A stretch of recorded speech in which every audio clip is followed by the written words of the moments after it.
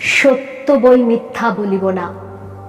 হুজুর, ধর্মাবতার প্রয়াতা শান্তিলতার সঙ্গে মোদির কোন রকম খারাপ সম্পর্ক ছিল না।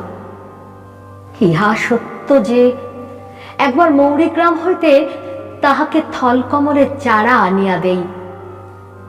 আমাদের বংশে স্থলপদ্ম, বকফুল ইত্যাদি কিছু কিছু গাছ লাগানোর আশ্য নাই। হুজুর, ধর্মাবতার, আশ্য কথাটির অর্থ বলা কঠিন। সোজা করিয়া বলা যাইতে পারে ওই সব গাছ লাগানো নিষেধ আছে। আশা ছিল প্রতিবেশিনী শান্তিলতা তাহার পিছনের বাগানে ওই গাছ লাগাইবে। প্রতিদিন সকালে আমার দক্ষিণের জানালা দিয়া থলকমলের শোভা দেখিব। শান্তিলতা তাহাই করিয়াছিল। আমিও নিয়মিত শোভা দেখিতাম। মনের অগোচর পাপ নাই। দুই একদিন শান্তিলতাকেও দেখিতাম।